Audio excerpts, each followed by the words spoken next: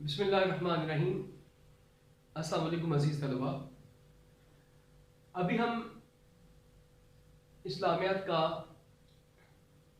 6 class کا 6ٹھی جماعت کا جو آج کا ہمارا ٹاپک ہے حقوق العباد، یہ مڈ ٹرم کے لیے ہمارا جو ہے مڈ ٹرم امتحانات کے لیے ہمارا ایک نیا ٹاپک ہے، نیا عنوان ہے جس پر آج میں آپ کے سامنے بات کروں گا۔ آج ہم بات کریں گے والدین کے حقوق کے متعلق اور اولاد کے حقوق کے متعلق۔ آج 1 دسمبر 2020 بروز منگل، اور اسلامیات ہمارا آج کا جو ہے سبجیکٹ ہے اور ٹاپک ہے حقوق العباد کے حوالے سے، یعنی والدین کے حقوق اور اولاد کے حقوق۔ آج ہم یہ دو پڑھیں گے۔ تو سب سے پہلے اگر آپ تصور کریں کہ اگر والدین بچوں کا خیال نہ رکھیں، اساتذہ اپنے طلباء کو ان کی تعلیم و تربیت کے متعلق یا ان کا جو ہے ان کی پڑھائی کا خیال نہ رکھیں، بیمار کا صحیح طریقے سے علاج نہ ہو، خوشی غمی کی محفلیں جو ہے نہ ہوں، یعنی کہ لوگ ان کے اندر شریک نہ ہوں، شرکت نہ کریں، اگر ہم ہمسائے کا خیال نہ رکھیں، کوڑا جو ہے گھر کا تمام کوڑا جو ہے وہ دوسرے ساتھ والے گھر کے جو ہے اس کے دروازے کے آگے پھینک دیں، دوسروں کے حقوق اچھے طریقے سے ادا نہ کریں، تو کیا ہوتا ہے؟ معاشرہ برباد ہو کے رہ جاتا ہے۔ تو اس لیے جہاں اللہ تعالیٰ نے حقوق اللہ پر زور دیا، یعنی اللہ کے حقوق کے متعلق نماز، روزہ، زکوٰۃ، حج پر زور دیا گیا، دین اسلام میں وہیں پر جو ہے حقوق العباد کے متعلق بھی زور دیا گیا کہ جہاں تم اللہ کے حقوق پورے کر رہے ہو تو ایک کسی معاشرے میں، کسی سوسائٹی میں رہنے کے لیے، ایک بہترین زندگی گزارنے کے لیے، ایک کامیاب معاشرہ بنانے کے لیے ضروری ہے کہ ہمیں حقوق العباد پر بھی جو ہے زور دینا چاہیے، وہ حقوق بھی پورے کرنے چاہیے۔ تو آئیے سب سے پہلے والدین کے حقوق کے متعلق ہم سیکھتے ہیں، ہم پڑھتے ہیں کہ اس کے اندر کیا ہے اور کس طرح ہمیں والدین کے حقوق اور کیسے ادا کرنے چاہیے۔ اللہ اور رسول کے بعد جو تیسرا حق ہے، یعنی اللہ کی عبادت اور محبت، رسول اللہ علیہ وسلم کی محبت اور اطاعت کے بعد تیسرا حق جو ہے، تیسری اطاعت کس کی ہے؟ وہ والدین کی ہے۔ والدین اپنی اولاد سے بے لوث محبت کرتے ہیں، بغیر کسی فائدے کے محبت کرتے ہیں۔ دنیا دار انسان، یعنی آپ کا کوئی دوست ہی کہہ لیں، وہ آپ سے محبت کرتا ہے، یا آپ کا کوئی رشتہ دار آپ کا کہہ لیں، وہ آپ سے کوئی محبت کرے گا، کوئی تعلق رکھے گا، تو اس کی ضرور کوئی وجہ کسی فائدے کی صورت میں ہوگی، اس کو وہاں سے فائدہ مل رہا ہو۔ لیکن والدین دنیا میں وہ ہستیاں ہیں جو اپنی اولاد سے بے لوث محبت کرتے ہیں اور ان کا خیال رکھتے ہیں۔ قرآن مجید میں اللہ تعالیٰ نے ارشاد فرمایا، جس کی آیت کریمہ ہے وَقَضَىٰ رَبُّكَ أَلَّا تَعْبُدُوا إِلَّا إِيَّاهُ وَبِالْوَالِدَيْنِ إِحْسَانًا۔ کیا فرمایا؟ کہ اللہ پاک تمہیں حکم دیتا ہے کہ اسی کی عبادت کرو، اور کیا کرو؟ وَبِالْوَالِدَيْنِ إِحْسَانًا، اور اپنے والدین کے ساتھ احسان کرو۔ یعنی خدا کی عبادت کے ساتھ ساتھ اللہ نے فرمایا کیا کرو؟ والدین کے ساتھ احسان کرو۔ اور اسی آیت میں چل کے آگے ہم جو ہے اللہ تعالیٰ نے ارشاد فرمایا، جب دونوں میں سے کوئی ایک بڑھاپے کو پہنچ جائے تو پھر کیا کرو؟ ان کے سامنے جو ہے اف تک نہ کہو اور نہ انہیں جھڑکو۔ یہ اللہ تعالیٰ نے ہمیں حکم دیا ہے کہ اس کے سامنے کیا کریں؟ ہم والدین کا جو ہے احسان مند ہونا چاہیے، ان کے ساتھ حسن سلوک کریں، ان سے محبت کریں، ان کے سامنے اف تک بھی نہ کہیں۔ ٹھیک ہے، اف ایک ایسا اللہ نے قرآن مجید میں ایک لفظ فرمایا ہے کہ ہم دنیا میں اپنے گھر میں رہتے ہوئے والدین ہمیں کوئی کام کہہ دیتے ہیں، ہم نے سارا دن بھی وہ کام کیا، پھر بھی وہ کہتے ہیں کسی بیٹے یا بیٹی کو کہ فلاں تم یہ کام کر دو، اور آپ آگے سے اف کہہ دو کہ میں تھک چکا ہوں یا تھک چکی ہوں، تو اس سے بھی اللہ تعالیٰ نے کیا کیا؟ منع فرمایا ہے کہ انہیں اف تک بھی نہیں کہنا۔ تو آگے چلتے ہیں حدیث پاک، حدیث نبی صلی اللہ علیہ وآلہ وسلم میں حضرت عبداللہ بن مسعود حضور صلی اللہ علیہ وسلم سے پوچھتے ہیں کہ اللہ کا پسندیدہ عمل کون سا ہے؟ آپ صلی اللہ علیہ وسلم نے فرمایا نماز یعنی وقت پر نماز پڑھنا اللہ تعالیٰ کا پسندیدہ عمل ہے. تو پھر پوچھتے ہیں کہ اس کے بعد کیا ہے یا رسول اللہ صلی اللہ علیہ وسلم؟ آپ صلی اللہ علیہ وسلم نے فرمایا کہ اس کے بعد یہ ہے کیا کرو،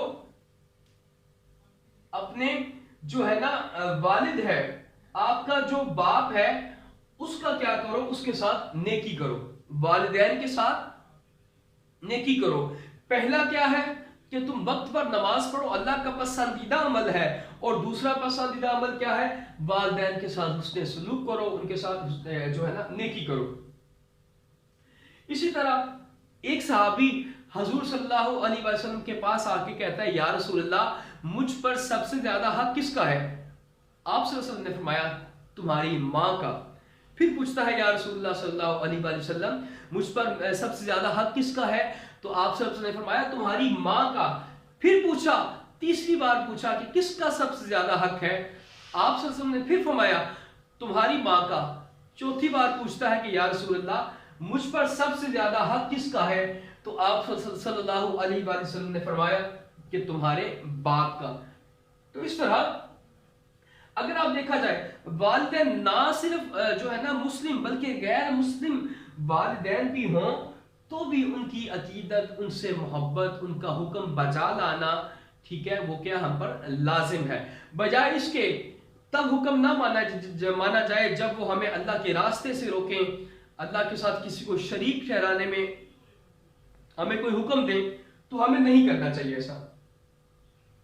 اسی طرح ایک صحابی نے اپنی جو ہے نا حضور علیہ السلام سے پوچھا کہ میں نے اپنی ماں کے لیے کوئی ایسا صدقہ جاریہ کرنا ہے تاکہ مرنے کے بعد ان کو اس کا ثواب ملتا رہے. تو آپ صلی اللہ علیہ وسلم نے فرمایا کہ مدینہ کے اندر ایک کنواں کھدوا دو تاکہ لوگ وہاں سے پانی پئیں اور اس کا ثواب جو ہے تمہاری ماں کو جو ہے نا اس کو پورا ثواب اس کو ملتا رہے. اس لیے ہمیں کیا کرنا چاہیے؟ والدین کے ساتھ، والدین کے حقوق میں ان کی تمام تر جو ہے نا ان کی محبتیں، ان کے ساتھ حسن سلوک کرنا چاہیے، ان کے تمام حقوق ادا کرنے چاہیے تاکہ کیا ہو، تاکہ معاشرہ ایک کامیاب معاشرہ بنے اور والدین کی عزت اور ان کا وقار اور ان کا احترام ہمارے دل کے اندر بڑھتا رہے. جس طرح آپ نے والدین کے حقوق پڑھے ہیں اسی طرح اولاد کے حقوق بھی ہیں. تو ابھی ہم اولاد کے حقوق کے متعلق بات کرتے ہیں. جہاں ہم نے والدین کے حقوق پورے کیے اسی طرح والدین کے ذمے بھی ہے کہ وہ بھی اپنے اولاد کے کیا کریں؟ حقوق پورے کریں. یعنی کیسے حقوق؟ جب بچہ پیدا ہوتا ہے تو ان پر خوشی منائیں. بچی یا بچہ، یہ نہیں کہ صرف لڑکا پیدا ہونے پر، جیسے آج سے جو ہے نا 1400 سال پہلے اسلام نہیں تھا جب، تو کس طرح وہ اب کیا کرتے تھے کہ اپنے بیٹے پر خوشیاں مناتے تھے اور بیٹی کو زندہ درگور کر دیتے تھے. ایسے نہیں، بیٹی بھی اللہ کی رحمت ہے تو اس کے کیا کرنا چاہیے؟ بیٹی یا بیٹا جب پیدا ہو تو اس پر کیا کرے؟ خوشیاں منائے. تو پھر اس کا کیا کرے؟ کان میں اذان دے، اس کا اچھا نام رکھے، اس کی اچھی تعلیم و تربیت کرے. ٹھیک ہے، یہاں پر ایک حضور اسلام کی ایک حدیث پاک میں جو ہے نا بیان کرتا جاؤں کہ ایک صحابی نے اپنے ایک بیٹے کو کوئی خوبصورت تحفہ دیا. تو آپ صلی اللہ علیہ وسلم نے اس کو دیکھا تو آپ نے فرمایا کیا تم نے یہ تحفہ اپنے دوسرے باقی سب بیٹوں کو بھی دیا ہے؟ تو اس نے کہا نہیں یا رسول اللہ. پھر آپ نے فرمایا اس سے وہ واپس لو. تو اس نے وہ تحفہ اس سے واپس لیا. یہ نہیں کہ انصاف رکھا کریں ہم اپنے بیٹے یا بیٹی، گھر کے اندر جتنے بھی ہمارے بچے ہیں ان کے ساتھ ہمیں کیا کرنا چاہیے؟ انصاف رکھنا چاہیے. یہ نہیں کہ ایک کو بہت اچھی کوئی چیز لے کے دے دی اور دوسرے کو اس سے کم پیسوں کی لے دی. لیکن کیا کرنا چاہیے؟ تمام بچوں کے اندر ایک انصاف ہونا چاہیے. اس سے کیا ہوگا؟ گھر کا ماحول بھی اچھا رہے گا اور آپس میں کیا ہوگا؟ اتفاق اور اتحاد اور محبت بھی قائم رہے گی.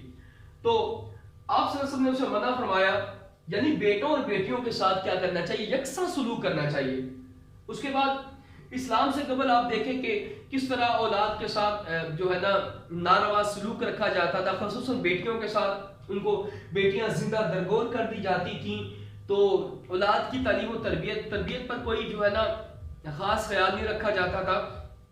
لیکن پھر حضور صلی اللہ علیہ وسلم کی ولادت ہوئی تو آپ صلی اللہ علیہ وسلم نے وہ جو ہے نا کفر کے تمام وہ جتنے رسوم و رواج تھے ان سب کو ختم کیا اور اولاد کو حقوق عطا کیے، اولاد کو حقوق عطا کیے، بیٹیوں کو عزتوں سے نوازا۔ یہاں پر فرمان نبی صلی اللہ علیہ وسلم جو ہے نا، میں آپ کے سامنے بتاتا جاؤں کہ فرمان نبی صلی اللہ علیہ وسلم ہے، کوئی باپ اولاد کو اچھے ادب اور تعلیم و تربیت سے بہتر تحفہ نہیں دے سکتا۔ یعنی جہاں ہم انہیں علم سکھا رہے ہیں، ایک بڑے بڑے مہنگے سکولوں کے اندر بچوں کو ہم ایڈمیشن کرواتے ہیں، ان کے داخلے کرواتے ہیں، وہیں پر ہمیں چاہیے کہ ہم ان کی تعلیم و تربیت پر بھی زور دیں، تاکہ اس سے کیا ہو، ان کی دنیا بھی بہتر ہو اور آخرت بھی بہتر ہو۔ اس پر والدین کو زور دینا چاہیے، دین اسلام پر قائم رہے اور ایمان پر موت آئے، اس سے بڑی بات کوئی نہیں ہے۔ تو اولاد سے پیار کرے، والدین کو جو ہے نا، ماں باپ کو یہ چاہیے کہ اپنی اولاد سے تمام بچوں کے ساتھ یکساں محبت اور خلوص اور سلوک ہونا چاہیے۔ ارشاد ربانی ہے، ایمان والو اپنے آپ کو اور اپنی اولاد کو جہنم کی آگ سے بچاؤ۔ اس سے کیسے؟ کہ ان کی اچھی تعلیم و تربیت کر کے، ان کے اخلاق، ان کے کردار کو بہتر کر کے، تبھی کیا ہو سکتا ہے، ان کی اچھی جو ہے نا تعلیم و تربیت ہو سکتی ہے اور ہم اپنی اولاد کو جو ہے نا جہنم کی آگ سے بچا سکتے ہیں۔ والدین کو کیا کرنا چاہیے؟ ان کی غذا پر، ان کے اچھی غذا، اچھی خوراک، اچھے لباس، یعنی تمام تر ضروریات زندگی کو پورا کرنا یہ والدین کے ذمے ہے کہ وہ اپنی اولاد کے ان تمام حقوق کو پورا کریں۔ ہم اپنی اولاد سے محبت کرنی چاہیے۔ ایک مرتبہ میں بڑی خوبصورت حضور صلی اللہ علیہ وسلم کی ایک مثال جو ہے نا بچوں سے محبت کی آپ کے سامنے رکھتا ہوں۔ ایک مرتبہ حضرت محمد صلی اللہ علیہ وسلم حضرت امام حسن سے محبت کر رہے ہوتے ہیں، اسے انہیں پیار کر رہے ہوتے ہیں، تو ایک صحابی آتا ہے اور دیکھتا ہے کہ یا رسول اللہ صلی اللہ علیہ وسلم، آپ جو ہے نا آپ امام حسن کو محبت کر رہے ہیں، پیار کر رہے ہیں، لیکن میں کبھی بھی، میرے اتنے بیٹے ہیں تو میں نے کبھی کسی سے محبت نہیں کی۔ آپ نے فرمایا لیس منا من لم یرحم صغیرنا ولم یعقر کبیرنا، کہ وہ شخص ہم میں سے نہیں ہے جو ہمارے چھوٹوں پر شفقت نہ کرے اور بڑوں کا ادب نہ کرے۔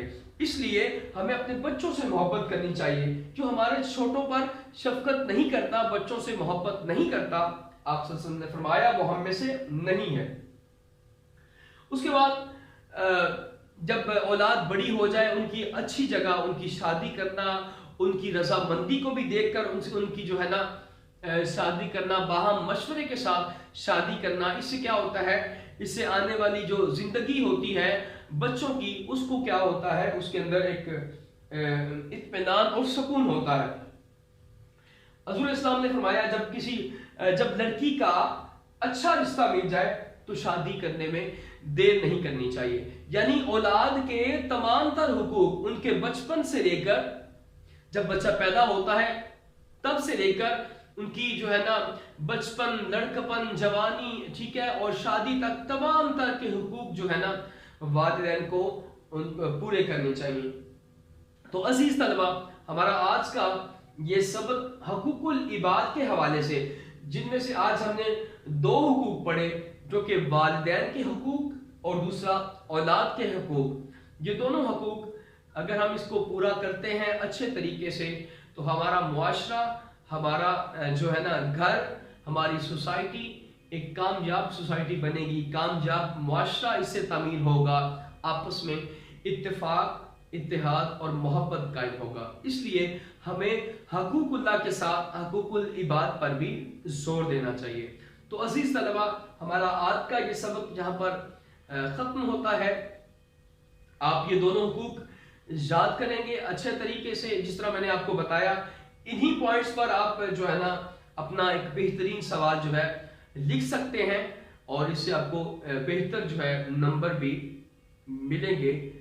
تو یہ تھا ہمارا آج کا سبق۔ اللہ آپ سب کا حامی و ناصر ہو۔